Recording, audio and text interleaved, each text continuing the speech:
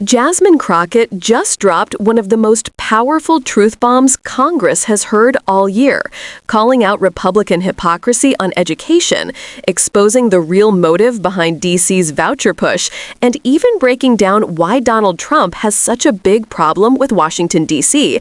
And spoiler, it's because the city is black and brown. Let's get into this explosive moment. Any other members seek recognition? Ms. Crockett. Thank you so much. I support this common sense amendment by Congressman Frost, and I thank him for offering it. Students in the DC voucher program should be protected from unaccredited schools. We have seen three consistent things about the voucher program since Republicans created it 20 years ago. The program has failed to improve academic achievement as measured by reading and math scores. Republicans continue to weaken the evaluation requirements for the program, and Republicans continue to allow unaccredited schools to participate in the program. The bill would allow schools first participating in the program after enactment of the bill 5 years. Let me repeat that. 5 years to become accredited. That is ridiculously weak when it comes to standards. Accreditation helps ensure that schools provide a high quality education. The federal government requires colleges and universities to be accredited to receive federal funds. It is even more important that schools participating in federally funded DC voucher programs, which educate students during key developmental years, also be accredited. I ask unanimous consent to enter into the record a Washington Post investigation of the program titled "Quality Controls Lacking for DC Schools Accepting Federal Vouchers." Without objection to ordered. Now let me go on and deal with this because y'all want to talk about my education because MAGA loves to talk about my education. Let me tell you something. I got it. I got degrees, okay? I can count them off for you if you want me to, and I am proud of that. But let me tell you, it was no thanks to any Republicans that I got my education. My mom, regardless of what tropes y'all might like to put out there about black folk or government workers, let me be clear, my mom has been a federal government worker my entire life. She has worked hard for this federal government, regardless of all the nonsense and the terrible things you say about federal government employees, and somehow she managed to raise me. But she still wasn't getting paid her due like most of us that work for the federal government. So what did my mom do? My mom worked multiple jobs. I know that there are tropes out there that act like black folk are the ones that are always looking out for a handout, but my mom worked multiple jobs to make sure that she could pay to send me to private school. So yes, I went to private school. I went to private school from 7th grade all the way through high school, and then I earned a scholarship to attend college at a private school, the same one that Amy Coney Barrett attended. Yes, we both attended Rhodes College, and then I earned another scholarship so that I could go to law school. Let me tell you something, my academic success, it started in public school. Public school was my foundation. So pre-K through 6, yes, I believe in pre-K, I was in public school.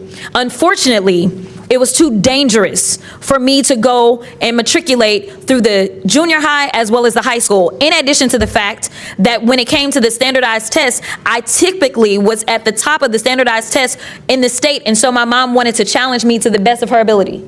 So that is what she did. She did not look to the federal government and say, I decided I want to send my child to a private school, so therefore the federal government needs to give me this money, instead of making it an inequitable situation for other students that are literally not in the same situation. Yes, I got accepted to private school because my parents worked with me even when I got out of public school, because they had that luxury of being able to do that, and because both of my parents happened to be college educated and they could help me to do my work. But nevertheless, regardless of my education, because I've done both, I can actually be an advocate, and I understand the difference. And I do believe in the importance of having a sound public education. And maybe my mom would not have had to work so many jobs if there had not been people siphoning money out of our public schools to the extent that she felt like they were not going to be able to challenge me, her gifted child, as I was continuing to grow. So all we're saying is, if you're gonna give out $20-something thousand to $21,000 as it relates to these 1,400 students per child, then give out the same $21,000 for the students that are in public school. That's it. We're looking for equity. Something that y'all don't like. I know it's a bad word, but we're looking for equity. And I know that the gentle lady from North Carolina wants to brag about how many black and brown children. I will remind her, one of the reasons the president has a problem with the city of DC right now is because it's black and brown. That's what it is. I mean, it would be odd if like the vast majority of the people that are taking advantage are not black and brown. That's the city. Okay, I yield. All right. Any other members seek recognition? Seeing none. What Jasmine Crockett did here wasn't just a speech. It was a full dismantling of the GOP's manufactured narrative about education, equity, and school choice. Republicans love to pretend they're champions for Black and brown kids, but Crockett cut straight through the performance.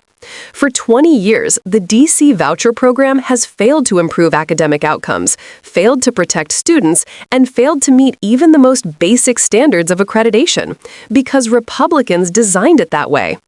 And when Crockett brings up her own education, it's not bragging, it's exposing the lie. Her success came in spite of Republican policies, not because of them. Her mother worked multiple jobs, not because she wanted a handout, but because GOP lawmakers refused to fund public schools equitably. Crockett's story is living proof that when public education is strengthened, not sabotaged, kids thrive. And then she lands the blow Republicans can't defend. Trump's hostility toward D.C. has nothing to do with crime, policy, or politics. It's about who lives there. D.C. is a Black and brown city, diverse, vibrant, and proud. That's what threatens him. Crockett said what Republicans are terrified to acknowledge. Their education agenda isn't about students, it's about control. And when faced with real accountability, they fold every single time.